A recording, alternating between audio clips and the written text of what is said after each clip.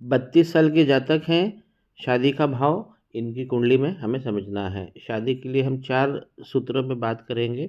सबसे पहले हम देखेंगे कि दशा क्या चल रही है, तो राहु भगवान की दशा चल रही है और 2041 तक चलेगी। 2023 से ये लगी है।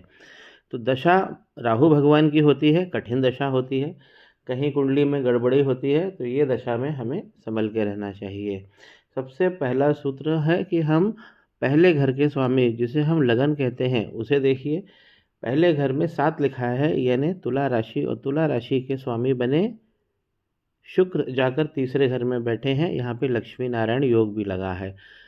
शुक्र और बुध ये दोनों अस्त हो गए हैं, लेकिन इस यहाँ पे तीसरे घर में लक्ष्मी नारायण योग होता है, तो ऐसे व्यक्ति प्रयास से उसको धन मिलता रहता है। तो पराक्रम में चले गए हैं तो जीवन की धारा आपकी पराक्रम की रहने वाली है। और पराक्रम के स्वामी मंगल भी यहीं बैठे हुए हैं तीसरे भाव में। बहुत बहुत अच्छी जगह इनका प्लेसमेंट है।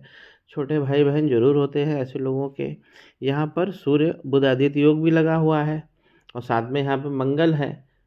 तो मंगल यहाँ पे ठीक है, सूर्य भी यहाँ पे पराक्रम को आप बढ़ाएंगे तो पराक्रम इनका बहुत अच्छा हो गया और पॉलिटिकल क्षेत्र से इनको बहुत लाभ मिलेगा। सूर्य और मंगल की जोड़ी प्रारंभिक रूप से आपको तंग करती है, लेकिन अंतोगत्वा ये बहुत अच्छा भाव देती है। लक्ष्मी नारायण योग लगा हुआ है। तो पहला सूत्र क्या बोल रहा है कि इनके जो लग्नेश हैं ये पराक्रम में जाके बैठे हैं, अच्छे बैठे हैं।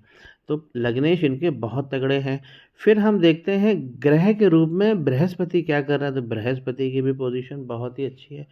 युवावस्था के हैं, 14 डिग्री के हैं और 3 दृष्टि जब ये पंचम सप्तम और नवम पे डालेंगे तो ये बहुत बहुत अच्छा भाव देंगे। ऐसे लोगों का हाथ कभी खाली नहीं रहता है।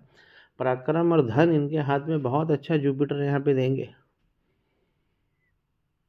पेट की जो है, पेट के स्थान पे अगर चर्बी होती है तो उसे मेंटेन करना चाहिए, क्योंकि जुपिटर जब यहाँ बैठते हैं तो पेट बाहर कर देते हैं।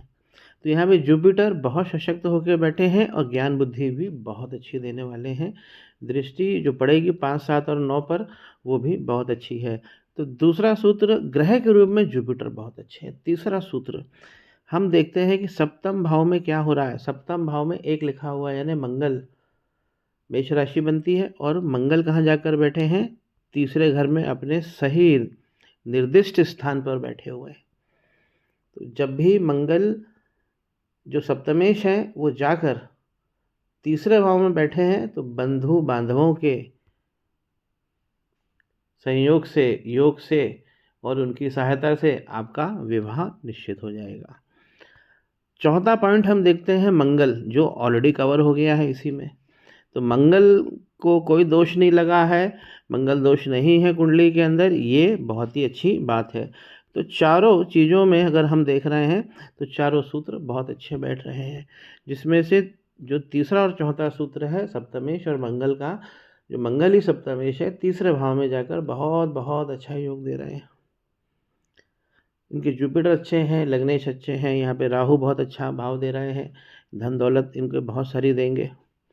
यहाँ पे चंद्रमा बैठे हुए हैं, गजकेसरी योग लगा है, सुंदर दुल्हन मिलेगी, चंद्रमुखी चेहरे वाली। तो यहाँ पे चंद्रमा भी बहुत अच्छे मजबूत हैं। शनि भगवान इनके प्रेम में थोड़ी सी बाधा यहाँ पर देंगे, विद्या भी बहुत अच्छी देंगे, कला आपको जरूर सिखाएंगे और संतान प्राप्ति में विलंब कराएंगे। प्रेम में भी ये थोड़ा सा भाव यहाँ पे खराब करते हैं। बाकी आपको आपकी परीक्षा भी कठिन लेते हैं और आपको चीज़ें जो मुहैया कराते हैं अच्छे योग।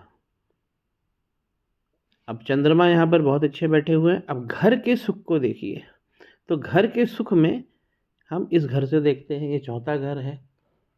तो घर में एक घर आगे बैठे हुए हैं शनि भगवान, इस घर के मालिक भी शनि भगवान है, इस घर के मालिक भी शनि भगवान है। मकर राशि, कुंभ राशि, तो घर में अच्छी धन और उसकी सुविधाएं रहने वाली हैं।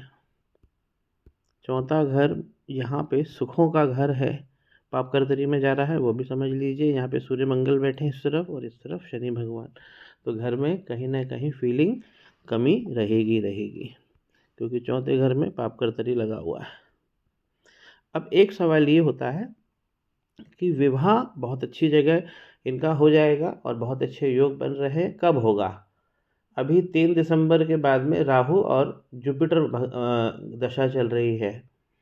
तो राहु के अंतर में जुपिटर चल रहे हैं 3/12/2025। बहुत अच्छा योग है शादी का। बिल्कुल आगे बढ़िए और शादी को करिए।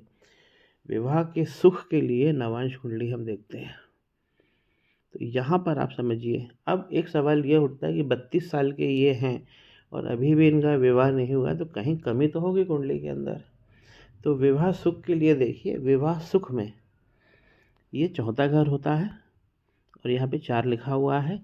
तो चंद्रमा कहाँ बैठे हैं? देखिए कितने अच्छी जगह बैठे हैं, जाकर विवाह में ही, विवाह के घर में ही बैठे हैं। नवांश कुंडली में हम आगे की दिशा देखते हैं, कौन सा ग्रह किस भाव में जाकर वो इफेक्ट कर रहा है। यहाँ पे चंद्रमा भी सप्तम में बैठे हैं। देखिए सूर्य और मंगल भी यहाँ पर बहुत अच्छे हैं। फिर से तीसरे भाव में है, वर्गोत्तम भाव बन रहा है। पॉलिटिक्स में आपको बहुत नाम मिलेगा। अब यहाँ पे वैवाहिक सुख की स्थिति में जब भी चंद्रमा यहाँ बैठते हैं तो बहुत अच्छा भाव देते हैं। शनि भगवान के साथ में विष योग लगा दिया है, बस इसे ही दूर करना है। और ऊपर जैसे मैंने बताया कि शनि भगवान प्रेम में आपको दिक्कत देंगे, तो यहाँ पे शनि और चंद्रमा का विष दोष दूर करना है। शादी आपकी बहुत अच्छी जगह हो जाएगी। और आप समझिए कि इस कुंडली के अंदर एक फीचर बहुत अच्छा आ रहा है कि लक्ष्मी नारायण योग यहाँ पर दूसरे घर में, धन के घर में ही लग रहा है। तो धन बहुत सारा आपको मिलने वाला है। जुपिटर बहुत अच्छे जगह लाभ में बैठे हुए हैं। प्रिंटिंग, न्यूज़पेपर, मैगज़ीन छापने का काम करिए, बहुत आपको धन मिलेगा। राहु यहाँ पर कन्या राशि में बैठे हुए हैं नवांश कुंडली में। ऐसा व्यक्ति अपने दुश्मनों का नामो निशान मिटा देता है अगर राहु यहाँ पर छठे भाव में बैठते हैं। तो आपकी कुंडली बहुत सशक्त हो रही है। चाहे हम अपने जड़ की बात करें, लग्न चार्ट की, चाहे हम दिशा और भाव की बात करें, नवांश कुंडली की, भाव बहुत अच्छे हैं। शनि और चंद्रमा पे काम कर लीजिए, विवाह अति शीघ्र हो जाएगा। धन, बल और पराक्रम आपके पास में बहुत है। ईश्वर का धन्यवाद करिए।